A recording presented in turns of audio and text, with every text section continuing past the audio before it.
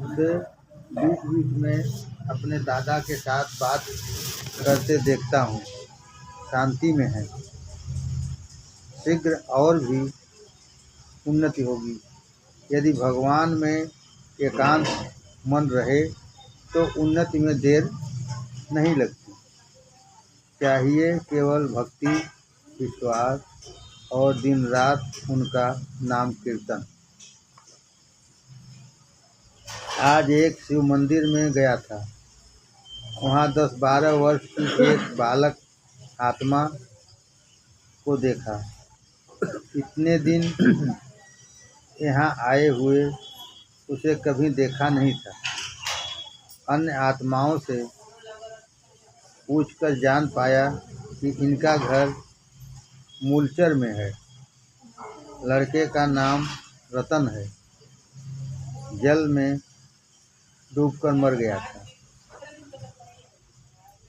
हमको देखकर सामने आकर खड़ा हो गया। उसका हाथ पकड़कर हमने कहा, तुम्हारी मृत्यु। अब तुम शरीर में भी हाथ वहाँ पकड़त वहाँ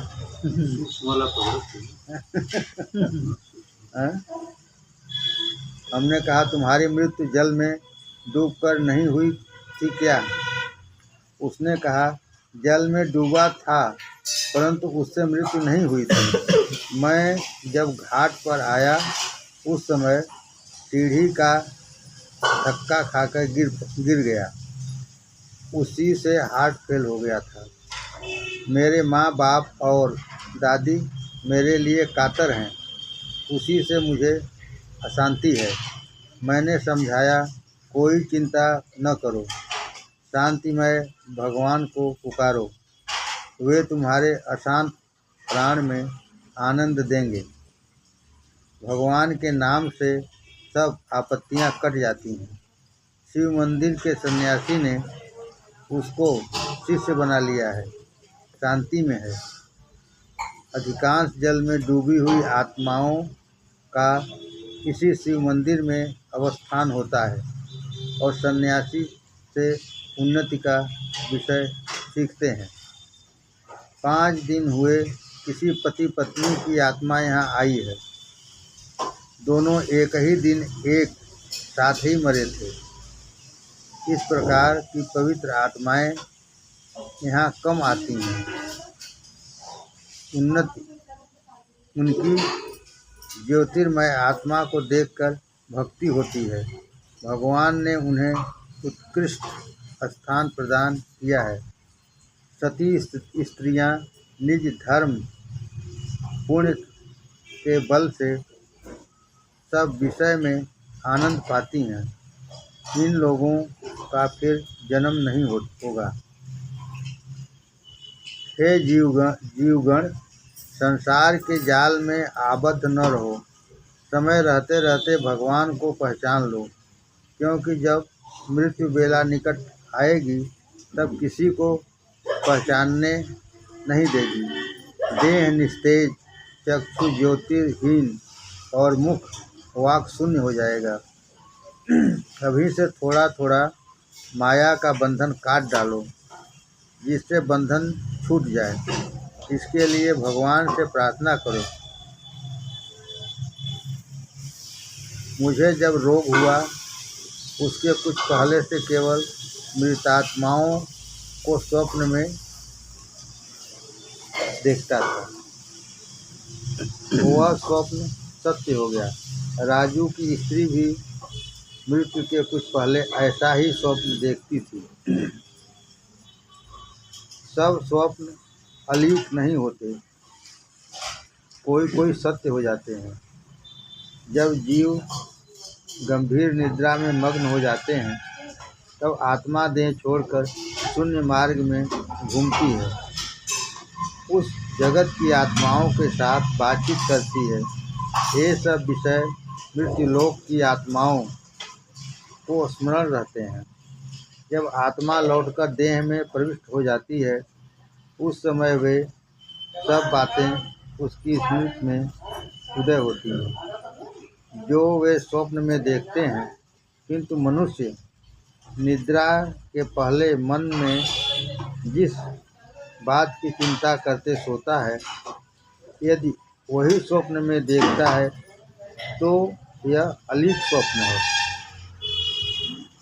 जिस व्यक्ति के लड़का लड़की या किसी अन्य आत्मीय स्वजन की मृत्यु होती है, उसकी आत्मा अपने प्रिय जीवित व्यक्ति को देखने के लिए छाया के रूप में आती है। उसको स्वप्न में कोई कोई देखकर चौंक जाते हैं।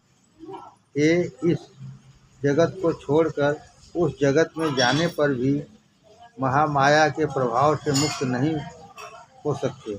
शोक दुख तथा दुश्चिंताग्रस्त व्यक्ति के लिए निद्रा ही शांति है। इस निद्रा के भीतर भी उन्हें व्याघात हो जाता है। जिन लोगों के मन में शोक कष्ट दे नहीं सकता, मैं जानता हूँ भगवान उनके प्राण में शांति देते हैं और शांतिदायिनी माँ उनकी सहायक होती है। जब उसकी मृत्यु होती है तब ये सब आत्माएं जाकर उस आत्मा को इस शांति लोक में ले जाती हैं। जिस समय मनुष्य की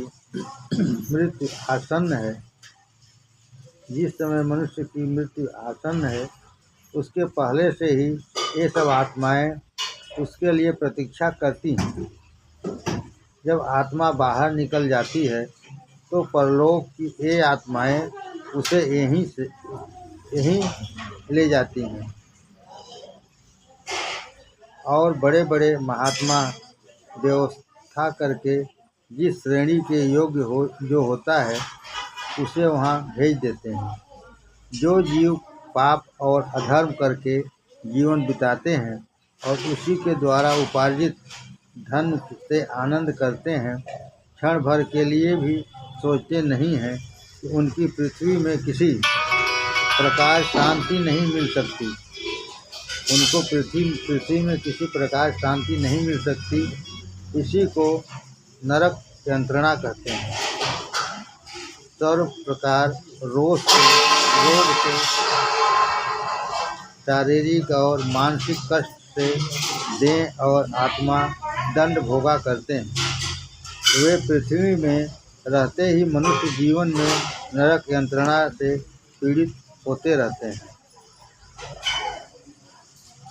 फिर से समझ, जो जीव पाप और अधर्म करके जीवन बिताते हैं और उसी के द्वारा उपार्जित धन से आनंद करते हैं, क्षण भर के लिए भी सोचते नहीं हैं, उनको पृथ्वी में किसी प्रकार शांति नहीं मिल सकती। इसी को नरक यंत्रणा कहते हैं। सर्व प्रकार रोग से शारीरिक और मानसिक कष्ट से देह और आत्मा दंड भोगा करते हैं। वे पृथ्वी में रहते ही मनुष्य जीवन में नरक यंत्रणा से पीड़ित होते रहते हैं। परंतु आश्चर्य यह है कि यह देख और जानकर भी लोग भगवान को पुकारते नहीं, स्मरण नहीं करते। लोग मृत्यु शैया में पड़े हुए कितने कष्ट से आर्तनाद करते हैं, किंतु भूलकर भी भगवान का नाम नहीं लेते। मृत्यु ही मनुष्य की शांति है। ये लोग शोक ताप पाकर मृत्यु की ही कामना करते हैं। समझते हैं कि मृत्यु के बाद सब दुख दूर हो जाएगा, परंतु मृत्यु के बाद क्या है तो जानते नहीं। आनंद धाम नाम की एक श्रेणी है। आनंद नाम धाम की एक श्रेणी है। यहाँ केवल महात्माओं का वास होता है। जो लोग पृथ्वी में भगवान का नाम लेकर अपने को भूल जाते हैं, केवल उन्हीं को अपना सर्वस्व समर्पण करते हैं, वे इस श्रेष्ठ आनंद धाम नामक लोक में वास करते हैं। भगवान में विश्वास करके जो आत्म प्रशंसा को विष तुल्य समझते हैं, भगवान में विश्वास करके जो आत्म प्रशंसा को विष तुल्य समझते हैं, हिंसा को हृदय में स्थान नहीं देते, शील दया और भगवान में विशेष युक्त होकर सर्वदा जीवन यापन करते हैं वे इस धर्म स्थान पर अधिकार कर सकते हैं। कल जब बोगुरा गए तो रात्रि को 4 बजे होंगे। देखने में आया कि सब लोग सो रहे हैं। वहाँ से कलकत्ता आया, वहाँ भी देखा कि सभी निद्रामग्न हैं, परंतु हम लोगों को निद्रा नहीं है। यह निद्राहीन देश है।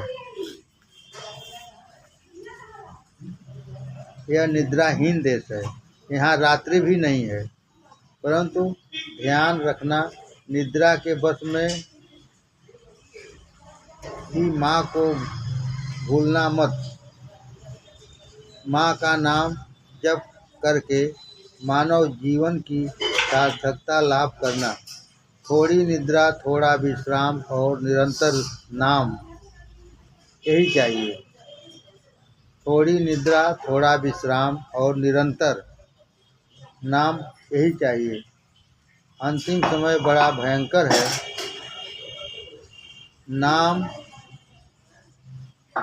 न जप सकने से भगवत प्राप्ति नहीं होती। सांसारिक चिंता लेकर कोई ऊर्ध्व में उठ नहीं सकता।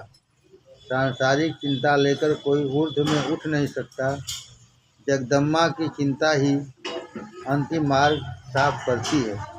चिर निद्रा का समय निकट में है। अब भगवान का नाम कब आरंभ करोगे? निद्रा पर विश्वास न करना। यह मनुष्य के सुख दुख को थोड़ी देर के लिए भुला देती है। यह निद्रा ही भगवान को पुकारने में व्याघात उपस्थित करती है। यह निद्रा देवता का देवत्व भुला देती है। यह मोह निद्रा भगवान के नाम से वंचित करती है और माया मोह अहंकार ले जाती है। इसको अधिक प्रश्रय न देना। संध्या, मध्यरात्रि तथा प्रातः काल में एक बार माँ का नाम लेकर जीवन सार्थक करो। देखोगे अंत में अनंत शांति मिलेगी। एक दिन हम कई लोग साथ साथ एक स्थान में गए। पूछने पर पता लगा कि यह वह नक्षत्र लोक है। इसमें जो महात्मा रहते हैं उन्हें देखकर आश्चर्य में पड़ गया। जैसा नक्षत्र का आलोक है, सभी आकाश में प्रज्वलित हैं, उसी प्रकार उन लोगों के सूक्ष्म देह से 7 सहस्र हीरों की भांति आलोक प्रस्फुरित हो रहा था। अत्यंत सुंदर, अत्यंत स्निग्ध और अत्यंत मधुर। इस आलोक में कितना माधुर्य है, कह नहीं सकता। हम लोगों को मानव मोहित कर लिया। हम लोग उनसे बात नहीं कर सके। सुना ध्रुव, प्रहलाद, अभिमन्यु, विजय कृष्ण, मीराबाई, रानी भवानी, रामकृष्ण, शिवाजी और भी अनेक श्रेष्ठ महात्मा यहाँ हैं। थोड़ी देर तक उनका उपदेश ग्रहण कर पूर्ण स्थान में लौट आए।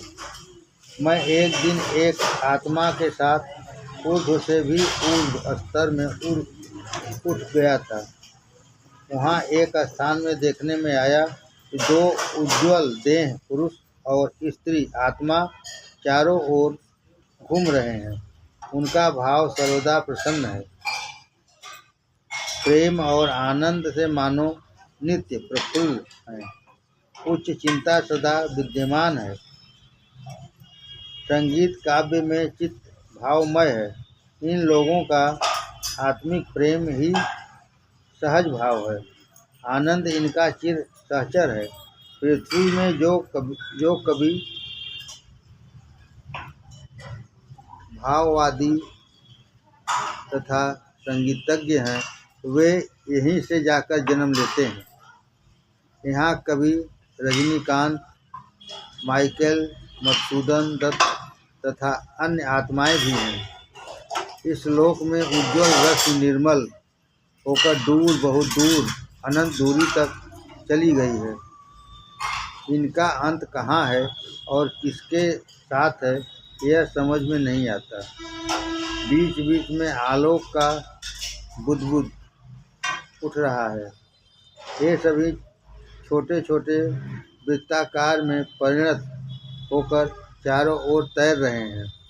अत्यंत अद्भुत है। इनका मध्य स्थान भी अद्भुत और उज्ज्वल है। मैं देखकर आश्चर्यचकित हो गया। मैंने हिम्मत करके कहा, हम लोग कहाँ आए हैं, सुनना चाहता हूँ। यदि कोई व्याघात न हो तो मन की भ्रांति दूर कीजिए। यह सुनकर वे बोले, यह नवम स्वर्ग का एक अंश तुमको दिखाया गया है। और भी कितने आश्चर्य के स्थान हैं, क्रमशः देख पाओगे। एक दूसरे दिन ये आत्माएं मुझे एक अन्य लोक में ले गई थी। यह विचित्र स्थान है। यहाँ से मृत्यु लोक दिखाई पड़ता है। उन्होंने कहा, इन सब उज्ज्वल ज्योतियों के भीतर तुम्हें अत्यंत कष्ट से पहचाना जाता है। इस सामान्य तथा अति तुच्छ स्थान में मनुष्य वास करते हैं। ये लोग प्रेम नहीं जानते। मुख से कहते हैं प्यार करता हूँ, किंतु मन में घृणा करते हैं। पद्म पत्र के जल जैसा उनका प्रेम चंचल है। इन लोगों के लिए अर्थ ही भगवान है और धन लाभ की चेष्टा ही धर्म। यहाँ यथार्थ ज्ञानी आहार के अभाव से मृत्यु मुख में पड़ते हैं। चापलूस प्रपंचक, अज्ञानी और मिथ्यावादी सबके ऊपर प्रभुत्व करते हैं। ये सब लोग ब्रह्मांड के रहस्य नहीं जानते। जो लोग कहते हैं कि मैं जानता हूँ, वे ठीक नहीं कहते। कुसंस्कार की मिथ्या धारणा है। प्रतिपद में लांछित और उपहासास्पद होते हैं। यहाँ धर्म का आदर नहीं है। धर्म बहुमूर्ति है।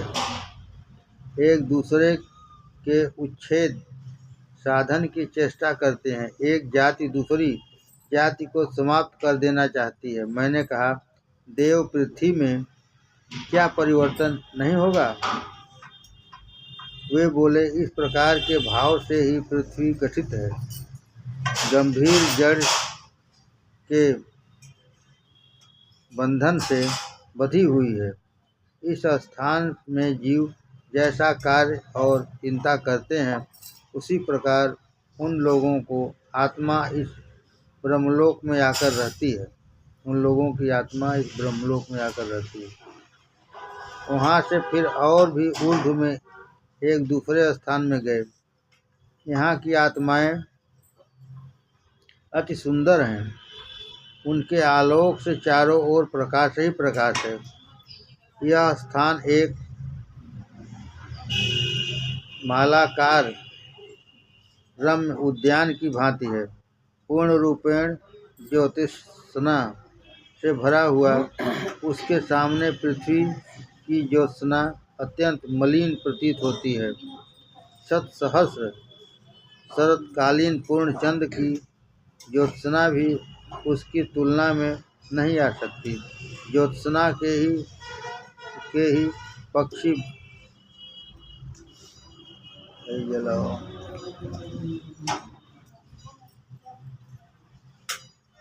और मोबाइल लेता हो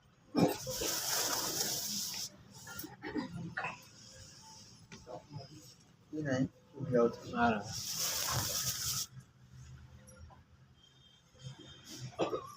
बाहर का एक नंबर जला दो,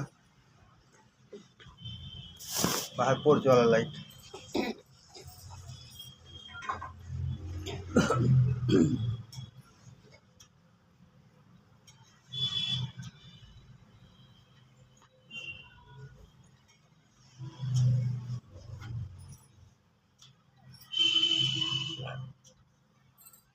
उसके सामने पृथ्वी की ज्योत्सना अत्यंत मलिन प्रतीत होती है। सतसहस्र शरतकालीन पूर्णचंद्र की ज्योत्सना भी उसकी तुलना में नहीं आ सकती। ज्योत्सना के ही पक्षी वृक्ष की शाखाओं पर बैठकर सुमधुर गान कर रहे हैं। ज्योत्सना का जलाशय है, कमल है, वे ज्योत्सना के ही जल में तैरते हैं। यह स्थान बहुत पवित्र और शांतिमय है। इस प्रकार सुरम्य सौर जगत कहीं नहीं देखा। भगवान तुम धन्य हो।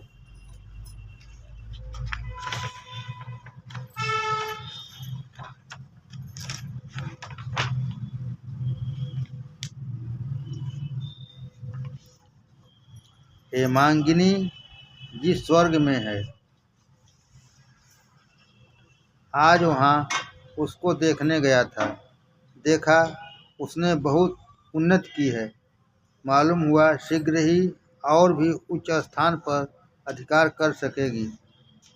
उसने माखन की बात मुझसे पूछी। मैंने कहा एक दिन उन्हें तुमसे मिलने को ले जाऊंगा। यह सुनकर उनसे धन्यवाद दिया। इसके बाद माखन के पास जाकर देखा वे बड़े शांति और आनंद में हैं। चेहरा बहुत उज्जवल हो गया है। इस समय अष्टम में है, किंतु मैं जिस स्थान में हूँ उससे बहुत दूर है। उनके साथ कभी कभी मेरी भेंट हो जाती है। बाबा विश्वनाथ ने उन्हें कठिन रोग से मुक्त करके शांति के कुंज में स्थान दिया है। उनका धर्म में मन था, भगवान में विश्वास था। पुष्प का सौरभ चारों ओर भरा हुआ है। वे कठिन रोग यंत्रणा से कातर हो गए थे। यह पूर्व कर्म का फल है। मर्त्यलोक में ही रोग भोग करके वह शुद्ध सुवर्णमय हो गया।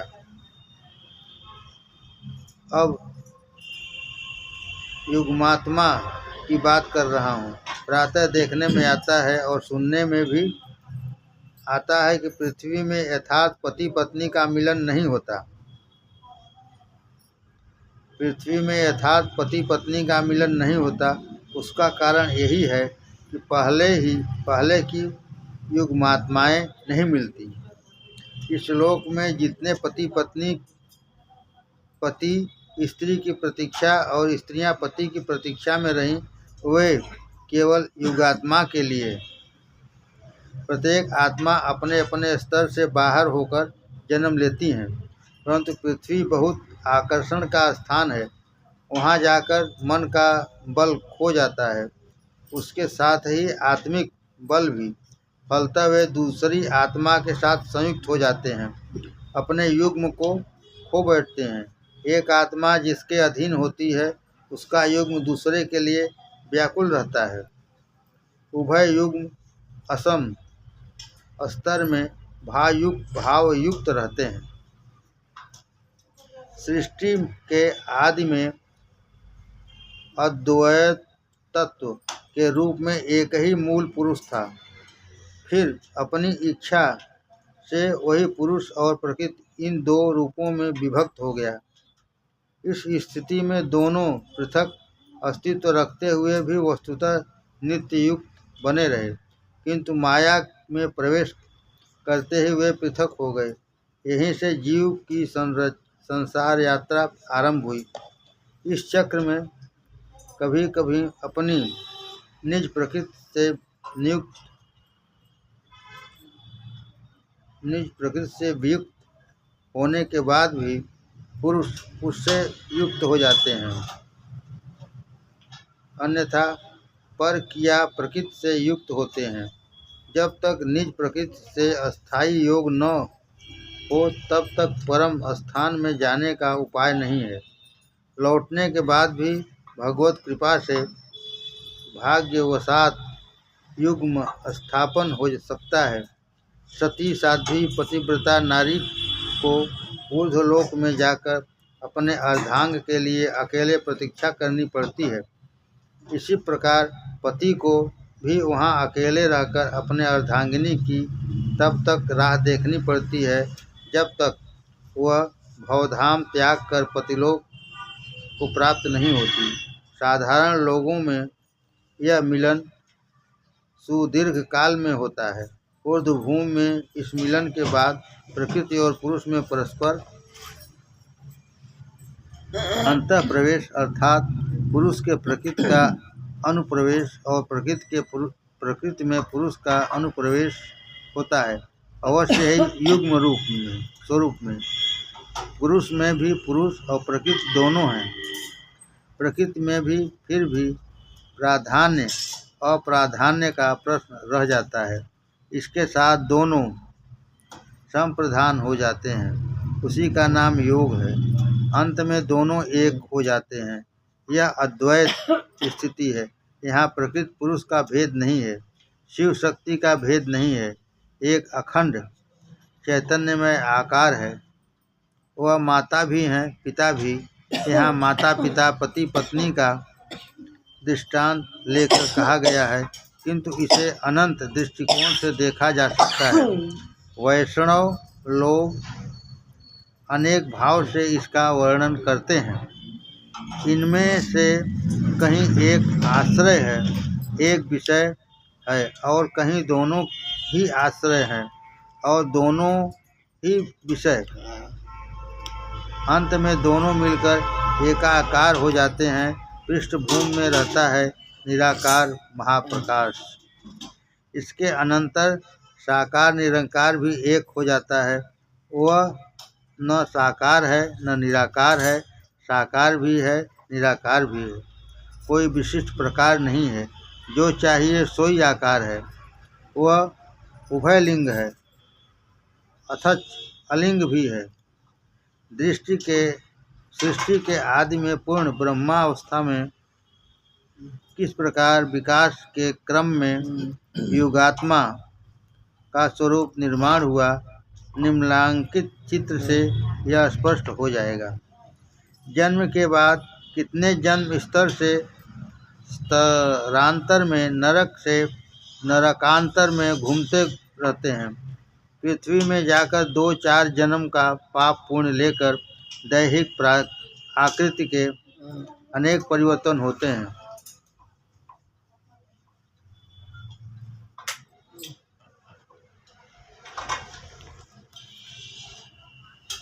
किंतु भीतर का भाव वही रहता है। कितने जीव युग्म तो पाप में बहुत अवनत हो गए और इसलिए उनका उच्च ज्ञान और कर्मशील ही नहीं।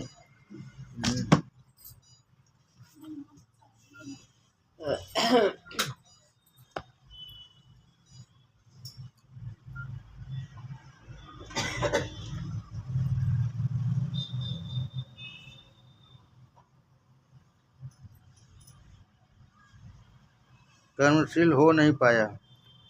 इससे पति पत्नी मिलन में व्याघात उत्पन्न हो गया। अनेक जन्म के बाद जब निष्पाप होकर यहाँ आ सकेंगे, तभी उस युगात्मा का यथार्थ मिलन होगा। पृथ्वी में क्वचित मानव यथार्थ युगात्मा के साथ विवाह सूत्र में आबद्ध होते हैं। यही लोग मृत्यु के बाद एकदम इस सौर जगत में मिलित होकर अपार आनंद और शांति लाभ करते हैं। पृथ्वी में मनुष्य का चित्त बल कहाँ है? वे अपनी देह का सब प्रकार से ज्ञान खो देते हैं। जिस कन्या को सुंदरी समझते हैं, मन का मेल हो या न हो, उससे विवाह कर लेते हैं। इसीलिए यथार्थ युगात्मा के साथ उनका मिलन होता नहीं। कितने जन्म जन्मांतर के बाद वे यहाँ आकर उसको पाते हैं। युगात्मा के साथ आत्मा का मिलन न होने पर पति पत्नी को कभी सुख शांति नहीं मिलती। यह बात यथार्थ है। इस सौर जगत की आत्माएं कमनीय श्री से परिपूर्ण है। उनका सूक्ष्म देह दैव तेज से गठित है। इनको शुक्रलोक अथवा सौर जगत कहते हैं। यह लोक ऊर्ध्व से भी ऊर्ध्व और सूक्ष्म से भी सूक्ष्म स्तर के अभिमुख में धावित हो रहा है।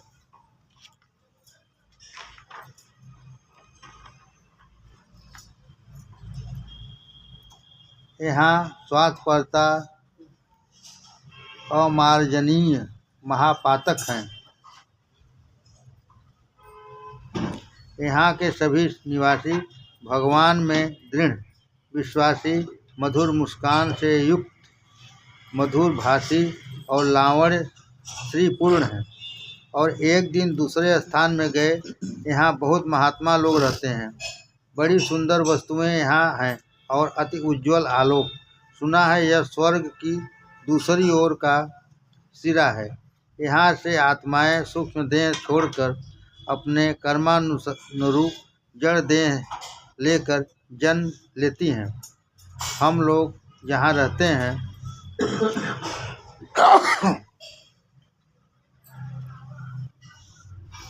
उसकी अपेक्षा ये सब आत्माएं अन्य प्रकार से गठित हैं। इन लोगों का भिन्न भिन्न प्रकार का स्वभाव है। आत्माओं के भीतर भिन्न भिन्न भाव हैं, कहीं दैहिक, कहीं मानसिक और कहीं आध्यात्मिक। कोई पूर्ण निर्दोष नहीं दिखाई पड़ा। यहाँ मृत व्यक्तियों का ठीक ठीक विचार होता है। इस स्थान से लोग मृत्युलोक में जाते हैं तथा प्रत्यावर्तन होता है, परंतु इस प्रकार जाने को मृत्यु नहीं कहते। शुद्ध देह छोड़कर मनुष्य देह धारण करते हैं। शुद्ध देह छोड़कर मनुष्य देह धारण करते हैं।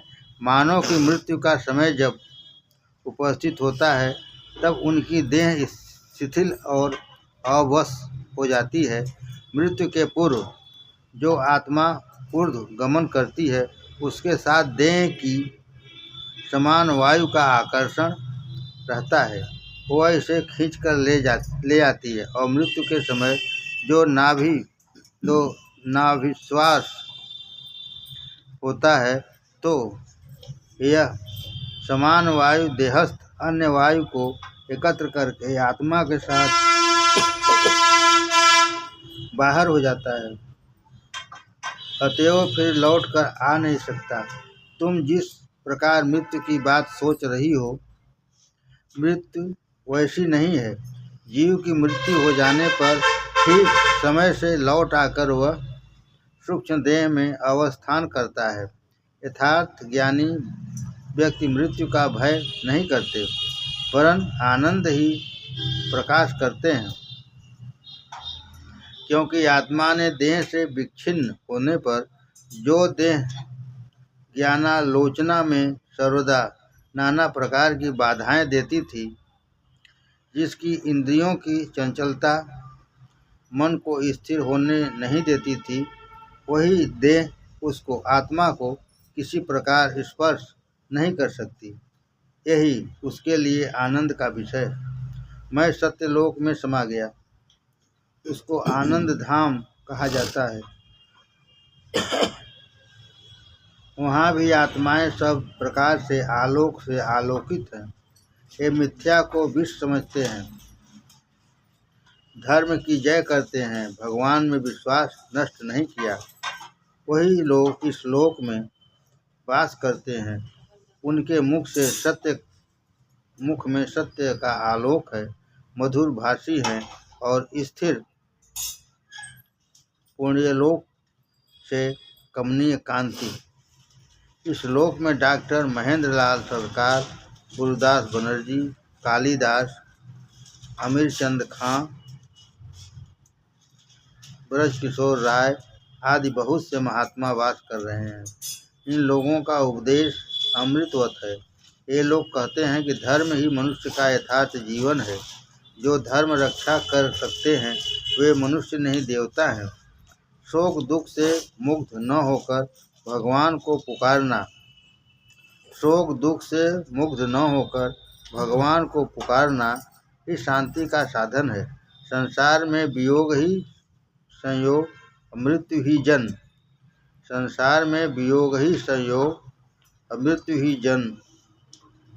निराशा ही आशा, आकांक्षा ही तृप्ति, त्याग ही भोग। अंत ही आदि, अभाव ही शक्ति और विच्छेद ही मिलन है। जान लेना, अभी जो कुछ कहा है उसमें कुछ भी मिथ्या नहीं है।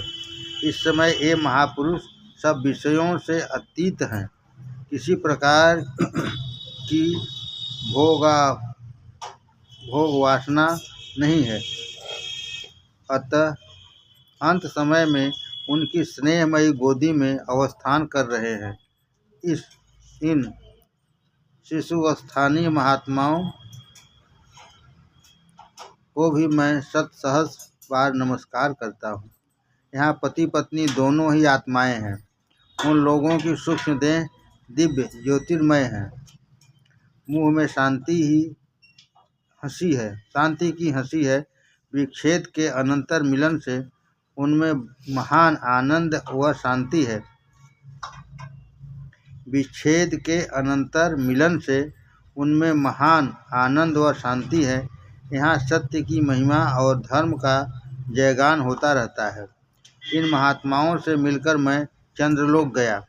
ठाकुर रामकृष्ण महात्मा विजय कृष्ण और उनके भक्तों के साथ साक्षात्कार हुआ। माने बाबूजी जी के साथ रह के बात हो गई। उनके भक्तों के साथ साक्षात्कार हुआ। ठाकुर की देह मानो सहस्र चंद्र किरणों से उद्भासित है। वे और अन्य भक्त सांसारिक जीवगण जैसे उन्नति लाभ करेंगे, उसी के विषय में चर्चा करते रहे। भक्तगण जो कुछ भी कहते हैं वह सुनने योग्य है। रामकृष्ण 3 बार मृत्युलोक में तुम लोगों के बीच आविर्भूत हुए थे। यह वहाँ की बात है। उन लोगों का कहना है कि उनके जो अति प्रिय भक्त हैं वे विशेष रूप से इसको जान सके थे। लड़के लोग ठीक ठीक भक्त न होने पर भी ठाकुर समझकर उनका जयगान करके धन्य हो गए थे। जो लोग चित्त में संशय उत्पादन कर विश्वासहीन हो गए थे उनको दुख हुआ था।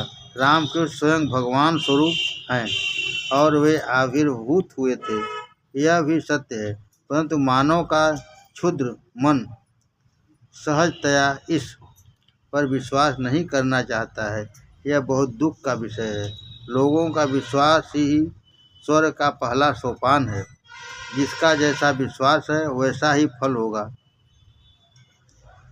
बलपूर्वक विश्वास करने से धर्म नहीं होता। और एक दिन अज्ञान लोक में अर्थात निम्न श्रेणी में उन लोगों का हाल जानने के लिए गए थे जहाँ प्रकाश का अभाव है, चारों ओर कुहासे से ढका हुआ है, सर्वदा ही मानो अंधकार छाया रहता है। वहाँ की आत्माओं के सूक्ष्म देह में कोई ज्योति नहीं है, मानो मृत व्यक्ति हैं। कहाँ इनकी समाप्ति होगी भगवान ही जाने। वहाँ का दृश्य देखकर हृदय कंपित हुआ, मन में धैर्य नहीं रहा। अभी भी जीवात्मा के उन्नत होने की आशा हो तो और चिंता छोड़कर अनाथ शरण श्री भगवान का आश्रय लेना चाहिए। मृत्युलोक में चक्षु पाकर भी लोग अंधे हो जाते हैं। अंतिम दिन कितना भयानक होता है इसका कभी स्मरण नहीं करते। उसका परिणाम आकर भोग रहे हैं। इस लोक में भीतर विभिन्न स्थानों को देखते देखते मेरी मृत्यु के 3 बरस बीत गए। कितने दिन भगवान भवधाम छोड़कर मुझे नित्य धाम में आए हुए बीते। अब यह स्मरण रखना कठिन है। धीरे धीरे पुण्य पुत्र कन्याओं के हृदय में मेरी आकृति लुप्त होती जा रही है। धीरे धीरे पुत्र कन्याओं के हृदय में मेरी आकृति लुप्त होती जा रही है। मैं भी इस समय यही चाहता हूँ। मेरे विस्मृत हो जाने पर ही तुम लोगों के मन में शांति आएगी। पिता माता न रहने पर संतान को कितना कष्ट होता है, यह एक दिन हमने भी अनुभव किया था। मेरी वृद्धा माता की जब मृत्यु हुई थी तब मैं निर्जन में बैठकर उनके लिए अश्रु विसर्जन करता था। माता के अभाव में मेरे लिए समस्त संसार मानो शून्य हो गया था। मैं अनुभव करता हूँ कि वृद्धा माता के लिए जब इतना कष्ट होता है तो जिनकी माता का अल्प आयु में देहांत हो जाए उन्हें कितना दुख होता होगा। भगवान ने यह दिन भी दिखा दिया। सवेरे राजू की स्त्री मृत्यु मुख में पतित हुई। उनकी संतानें मातृहीन होकर अपार दुख में डूब रही हैं। मेरी आँखों को यह भी देखना पड़ा।